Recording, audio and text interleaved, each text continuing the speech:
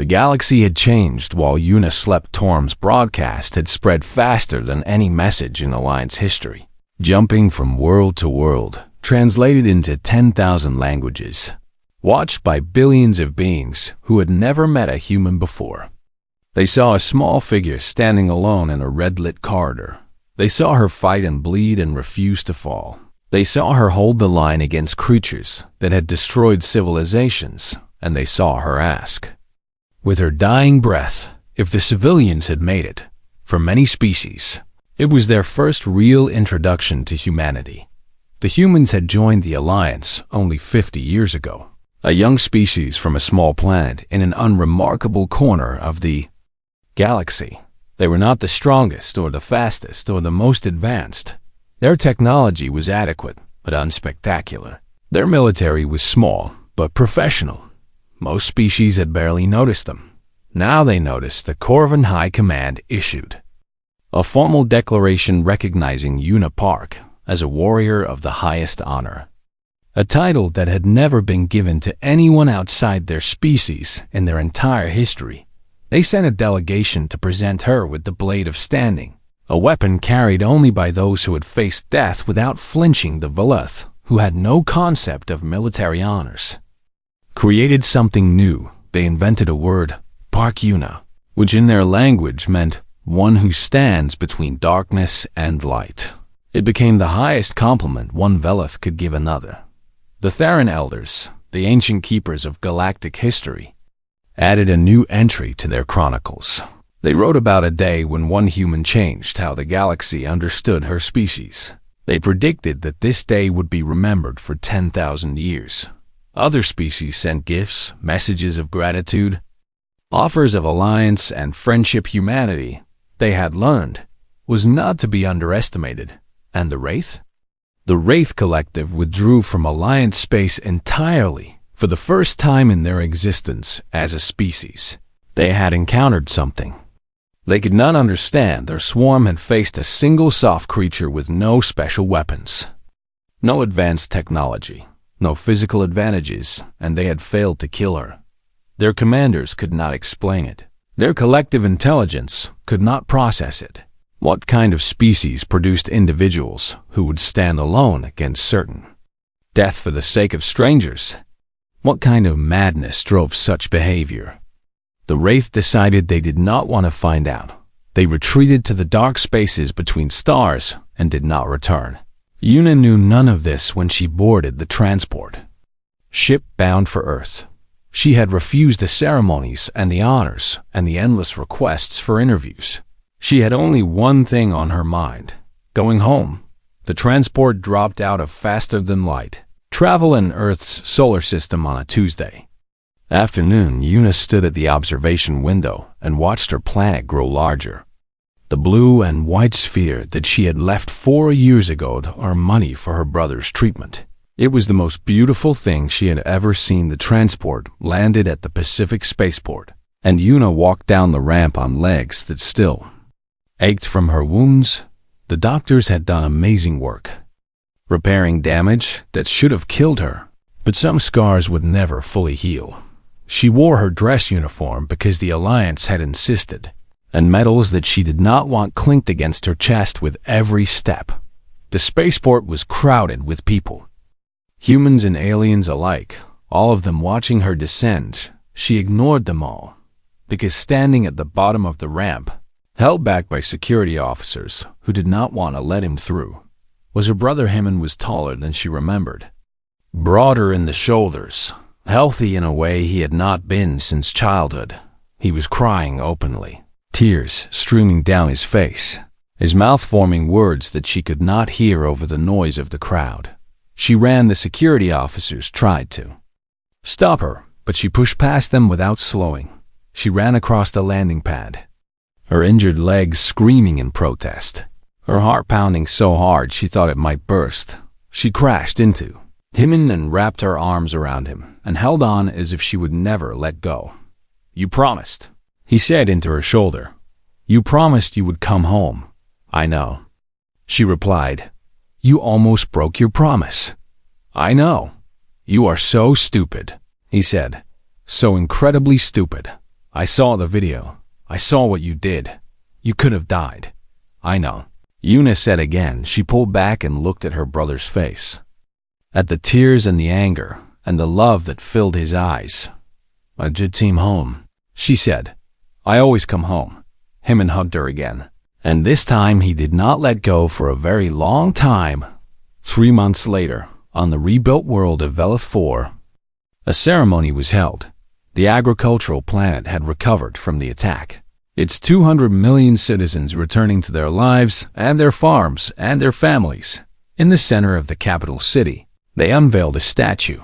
It was made of stone from 12 different worlds, contributed by species across the Alliance. It showed a human woman standing in a narrow corridor, a rifle in one hand and a welding torch in the other. Her face was determined but afraid, brave but uncertain, everything that made her human. The Kavban plaque at the base was written in every language the Alliance knew in honor of Sergeant Yuna Park, who held the line. She did not fight because she was not afraid. She fought because she was afraid and fought anyway. This is what humans do. Yuna did not attend the ceremony. She was at home in Korea, eating her mother's cooking, listening to him and tell stories about his university classes, living the quiet life she had always wanted. Sometimes at night, she still dreamed of the corridor. She still heard the clicking in her sleep. But when she woke up, she was in her own bed, in her own home, surrounded by the people she loved, and that was enough. That was everything, because Yuna Park was not a hero. She was just an engineer who had found herself in the wrong place at the wrong time and had refused to let innocent people die. She was just a sister who wanted to go home. She was just a human, and sometimes that was the most powerful thing in the galaxy. The command creature was faster than anything Yuna had faced. It moved like liquid darkness, its 4 arms slashing in patterns that seemed impossible to predict. Her first shot went wide, her second grazed its shoulder and drew a screech of rage. Her third hit it square in the chest and did nothing. The chitin armor was too thick. The creature slammed into her and sent her flying backward. She hit the wall hard enough to see stars, hard enough to feel something crack in her already damaged ribs. But she did not let go of her weapons. She rolled to the side as claws carved gouges in the metal floor where she had been lying.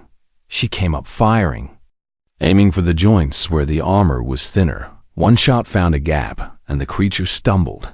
She fired again and again, emptying her pistol into its body. It fell, but the others were already past it, flooding into the corridor, a tide of death that nothing should have been able to stop. Yuna threw her empty pistol at the nearest one and drew the Corvin blade.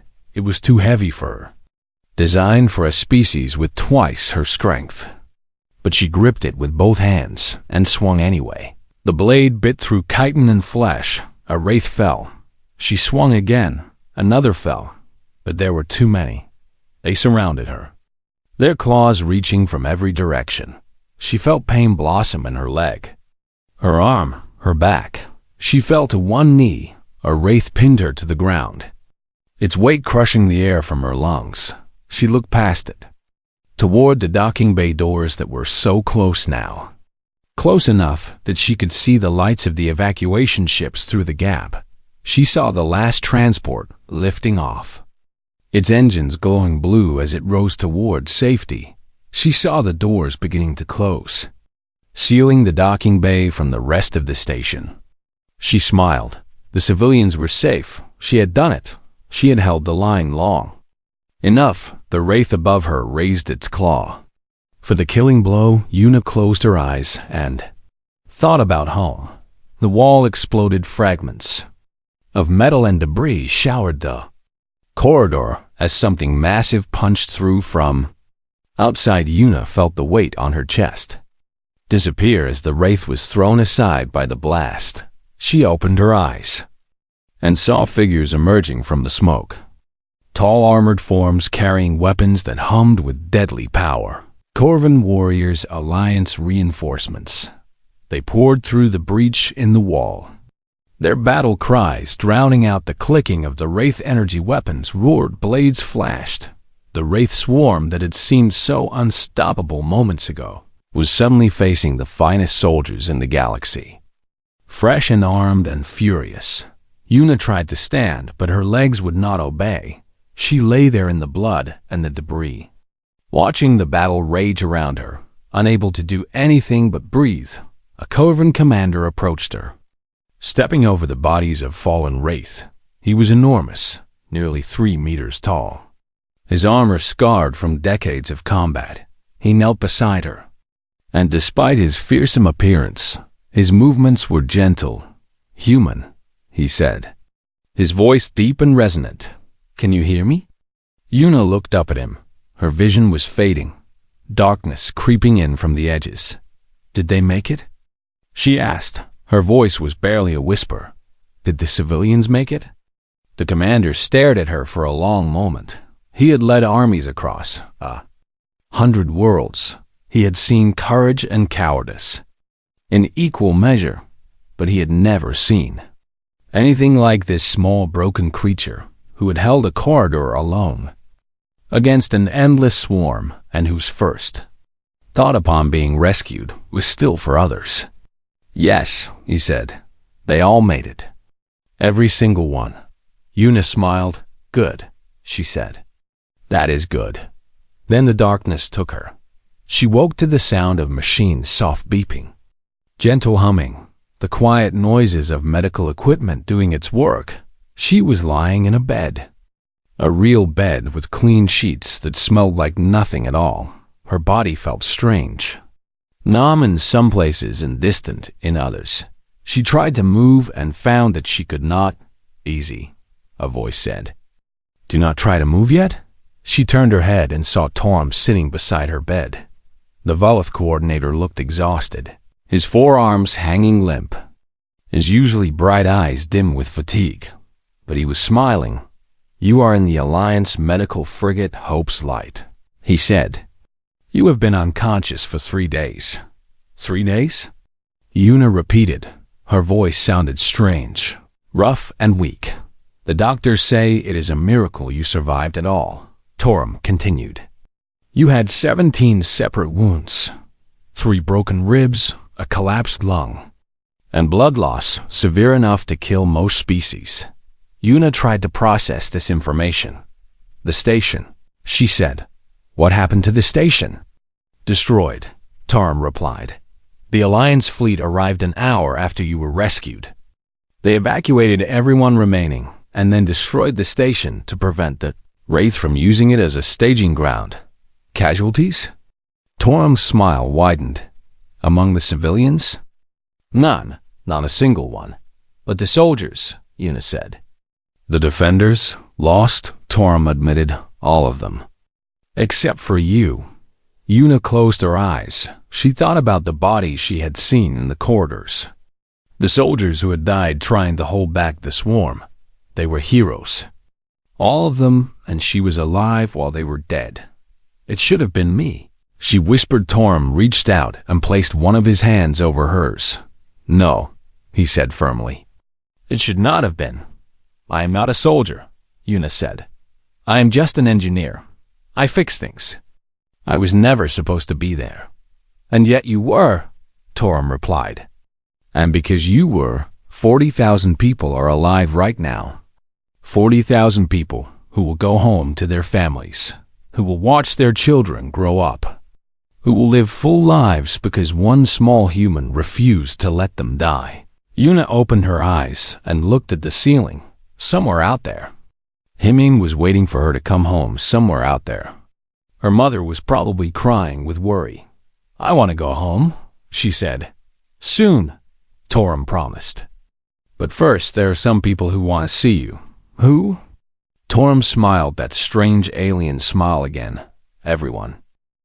That was how long Yuna had been fighting. 3 hours of blood and terror and desperate survival. Her pistol had run dry long ago, and she had been forced to scavenge from the dead. She carried 2 more sidearms now, both nearly empty.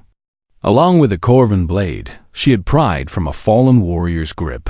Her engineering tools had become weapons, her welding torch was gone, fuel exhausted. But she had used her wire cutters to slash at wraith that got too close. She had used her multi-tool to stab through gaps in their armor. She had used everything she could find, everything she could carry, everything that might buy another minute for the people behind her.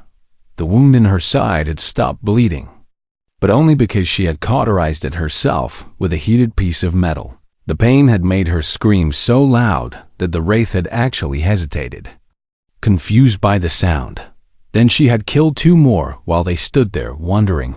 Her hands were blistered and cracked, burned by overheated weapons and chemical splashes. Her uniform was more red than blue now, soaked with blood, both human and alien. Every breath felt like fire in her lungs. Every step sent agony shooting through her injured ribs.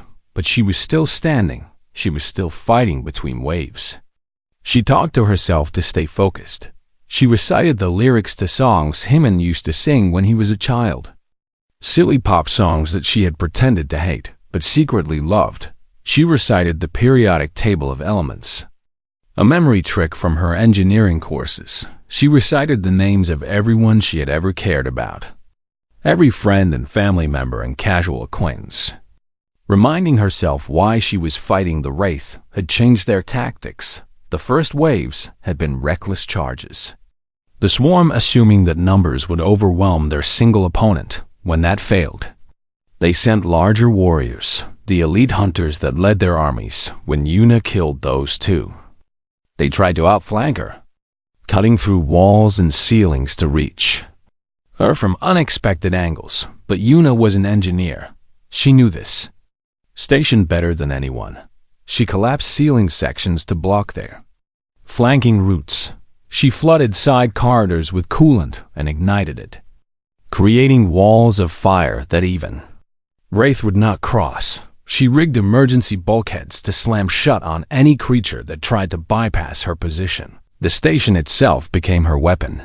Somewhere on the other side of the galaxy, a wraith commander watched through the eyes of its soldiers and felt something it had never experienced before: frustration. Its swarm had conquered countless worlds. It had devoured civilizations that had existed for millions of years. Its warriors were perfect killing machines, evolved over millennia to be unstoppable predators. And yet here, in this narrow corridor, a single soft-skinned creature was making fools of them all. The commander pushed more forces toward Corridor 7. It had to kill this thing, this stubborn prey that refused to die. It had to prove that nothing could stand against the swarm in the docking bay. Torum had finally gotten a message out. A ship with a working transmitter had broadcast his recordings to Alliance Command. And from there, the footage had spread across every inhabited world. Billions of beings watched a single human fight against impossible odds. The Corvin, the greatest warriors in the galaxy, watched in silence as this tiny female did what their own soldiers had failed to do. They saw her cunning, her adaptability, her refusal to give up even when death was certain. Some of them wept, not from sorrow, but from awe. The Velith, pacifists who had never understood violence, watched with horror and wonder. They saw the terrible cost of war, the blood and pain and suffering, but they also saw something else, something beautiful. They saw what it meant to protect others, to place yourself between danger and the innocent, to sacrifice everything for strangers you would never meet. The Theran, an ancient species that had seen civilizations rise and fall for 10,000 years, watched with growing interest. They had always considered humans to be a young species, primitive and unremarkable, barely worth noticing. Now they reconsidered. There was something in these creatures, something that could not be measured by technology or lifespan or galactic influence. There was a fire in them, a stubbornness, a capacity for defiance that seemed to transcend all logic. Back in Corridor 7, Yuna felt herself weakening.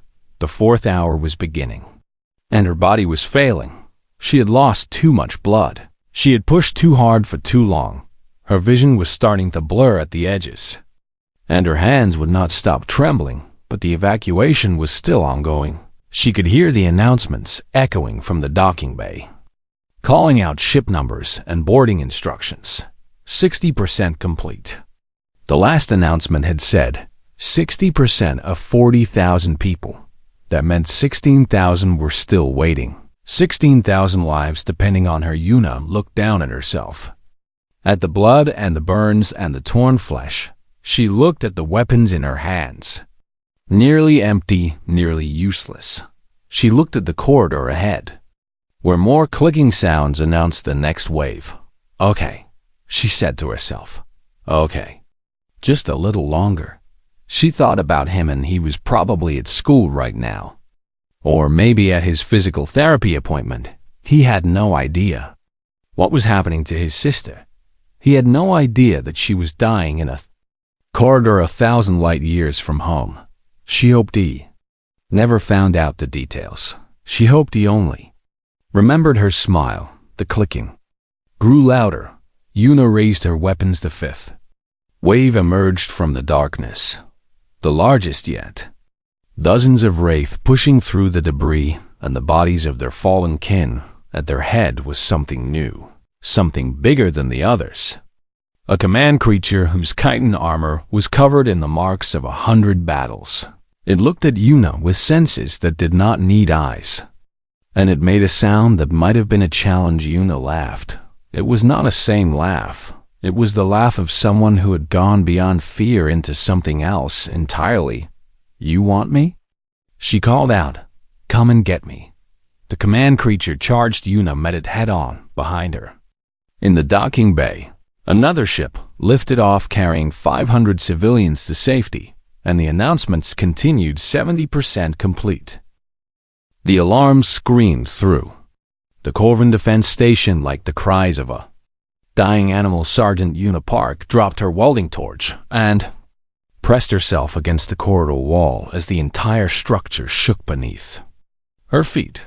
She had been repairing a faulty power relay on Deck 12 when the first explosions ripped through the station's outer hull. Emergency lights flickered to life, painting everything in shades of angry red. All personnel to battle stations, the automated voice announced. But even as it spoke, another explosion cut the message short. Yuna was not a combat soldier. She was an engineer, a fixer of broken things, a woman who had joined the Galactic Alliance military because it paid well, and her younger brother, back on Earth, needed expensive medical treatments. She had never fired a weapon. Outside of basic training, she had never expected to need one. The station shook again, and this time the lights died completely for 3 heartbeats before. Returning, Yuna pulled up her wrist communicator and tried to reach her commanding officer. Static answered her. She tried the emergency channel. More static. Through the coroner's observation window, she could see them bioships, dozens of them. Organic vessels that looked like twisted nightmares giving form. The Wraith Collective had come to Velith for. Everyone in the Alliance knew about the Wraith.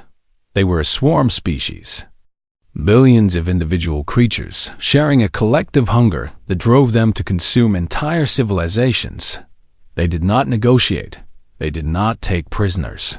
They simply fed, and now they were here, attacking a station that protected an agricultural world of 200 million civilians. Yuna started running toward the central hub, where the other military personnel would be gathering. She made it 3 corridors before she found the first bodies. Squad of Corvin warriors, the strongest fighters in the Alliance, lay scattered across the floor. Their thick armor had been torn open like paper. Their purple blood painted the walls. Yuna pressed her hand over her mouth to keep from screaming. She had shared meals with some of these soldiers. She had fixed their equipment and laughed at their jokes.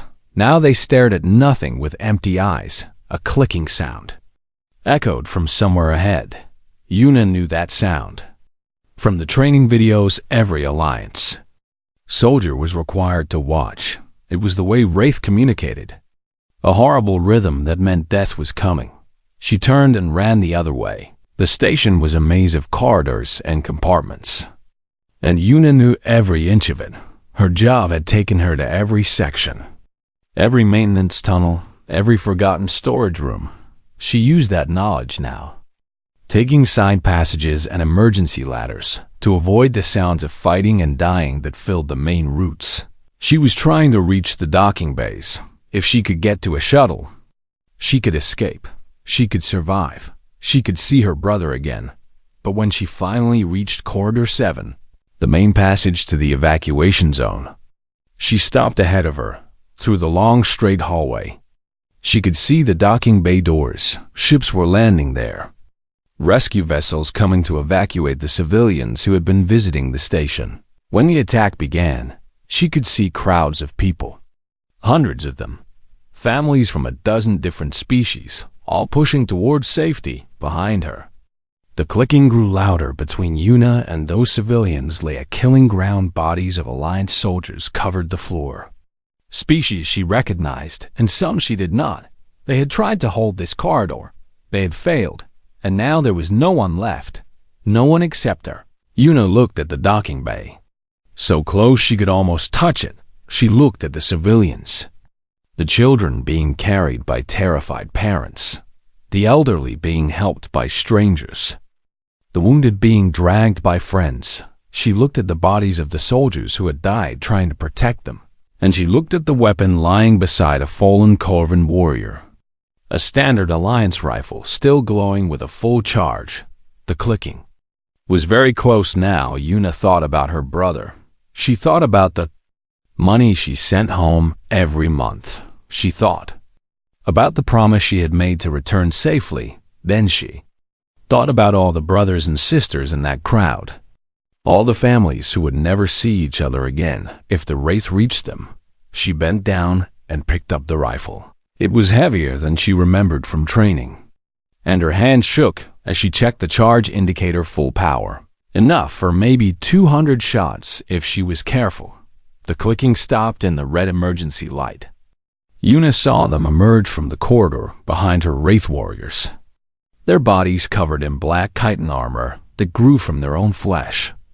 Their forearms ending in claws that could tear through metal. Their eyeless faces turning toward her as they sensed her warmth and her fear. There were so many of them. She counted 12 before she stopped counting. One of them made a sound that might have been laughter to them. She was nothing, just another small soft creature waiting to be consumed. They had killed Corvan warriors. The finest soldiers in the galaxy. What could one human do against them? Yuna raised her rifle. "Hey," she said, and her voice cracked with terror. "I am talking to you." The Wraith tilted their heads, confused by prey that did not run. "Behind me are 40,000 people who have done nothing wrong," Yuna continued, backing up slowly, keeping the rifle aimed at the lead creature. "They are teachers and farmers and children, and they deserve to live." The Wraith began to advance. "I am not going to let you reach them," Yuna said. She thought about her brother's smile. She thought about her mother's cooking. She thought about everything she would never see again. "I am sorry, Himin," she whispered. "I have to break my promise." The first Wraith lunged at her with impossible speed. Yuna pulled the trigger. The energy bolt caught it in the chest and sent it tumbling backward into its companions. For one heartbeat, the swarm hesitated. They had never encountered this before. Prey that fought back, prey that stood its ground, prey that looked at certain death and refused to run. Then they charged behind Yuna in the docking bay. A Velith evacuation coordinator named Torum watched a security feed through a damaged camera. He saw a small human female standing alone in Corridor 7, firing into an endless tide of nightmares. He saw her hold her ground when everything in the universe should have told her to flee. He saw her refuse to let the monsters pass. Torum had lived for 200 years and had seen many strange things across the galaxy. But he had never seen anything like this. He opened an "Emergency broadcast channel, all ships," he said, his four hands trembling. "Expedite evacuation. We have a single human holding Corridor 7. Repeat. One human holding the Frontline." He paused, watching the small figure on the screen continue to fight. "She is buying us time with her life.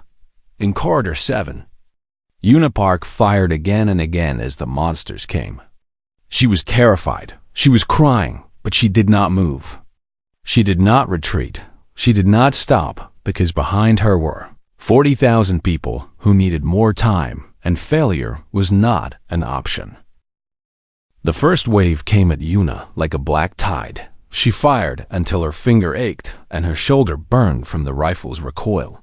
Energy bolts lit up the corridor in flashes of blue and white, each one finding a target, each one buying another second for the civilians behind her.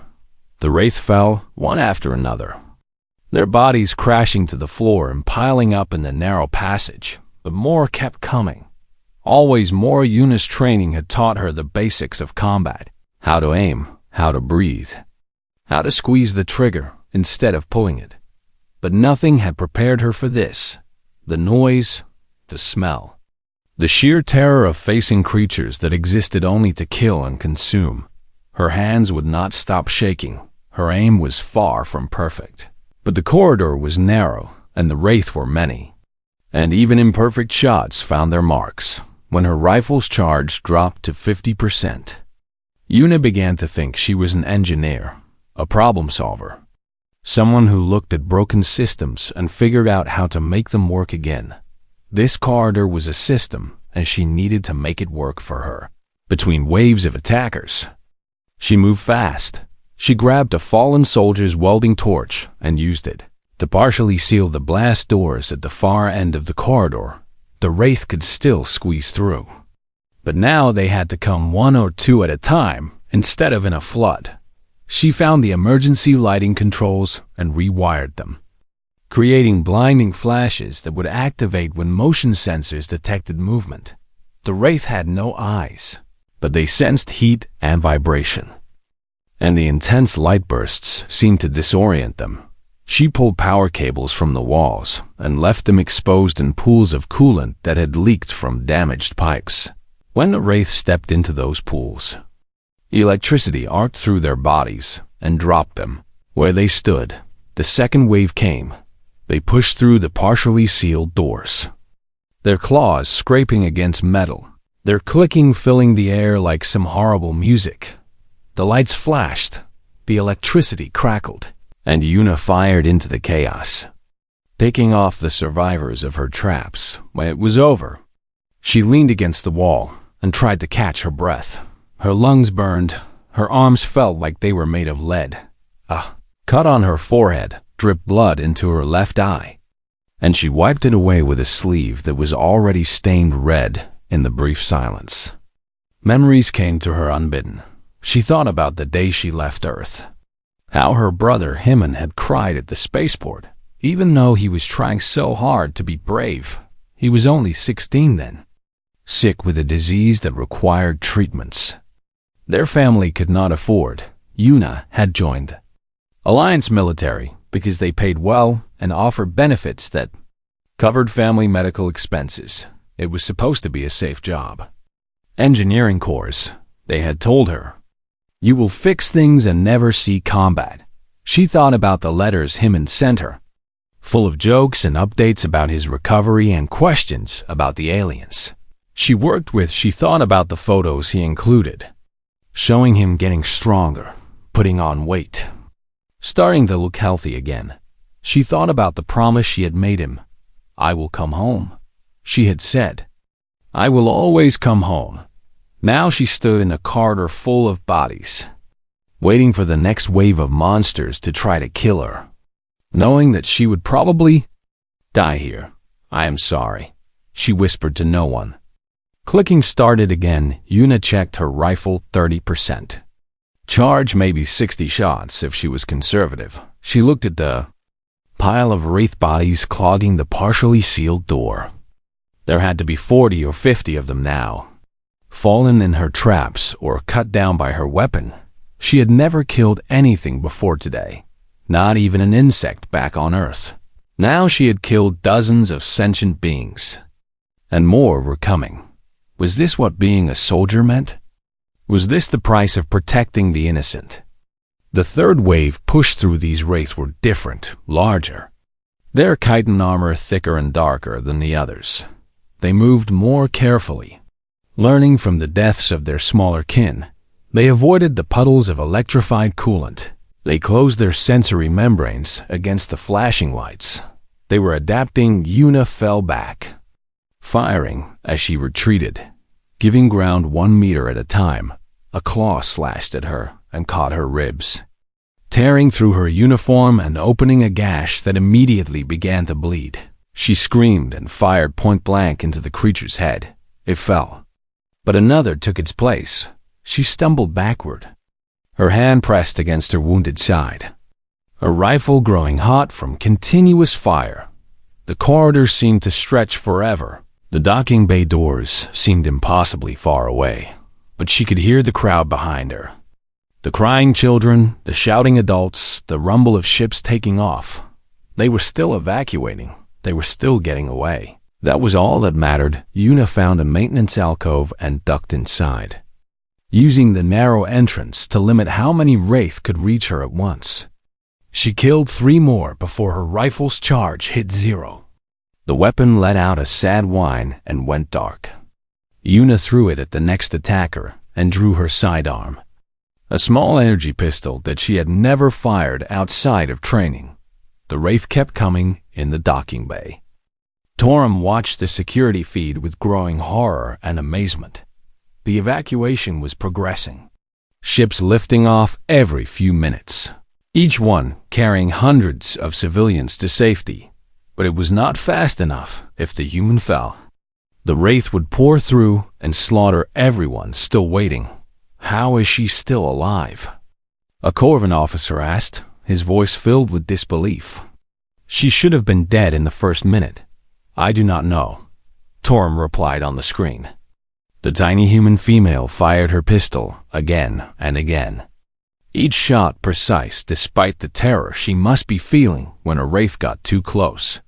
She used her welding torch as a weapon, driving the superheated flame into its face when the torch ran out of fuel. She grabbed a broken piece of rebar from the damaged corridor wall and used it as a club. She was covered in blood, some of it her own and some of it from the creature she had killed. She was clearly exhausted, her movements slower than before, her breathing ragged and uneven. But she would not stop. She would not retreat. She would not let them pass. Get me a channel to Alliance Command. Torum said, communications are still down. An aide replied, then find me a ship with a working transmitter. Torum ordered, the galaxy needs to see this, because in 200 years of life, Torum had never witnessed anything like what he was watching now. One small human, one narrow corridor, and a refusal to surrender that defied everything he understood about survival. The wraith had conquered 100 worlds. They had destroyed species older and stronger than humanity, but they had never met anyone like Una Park, and they had no idea what to do about it.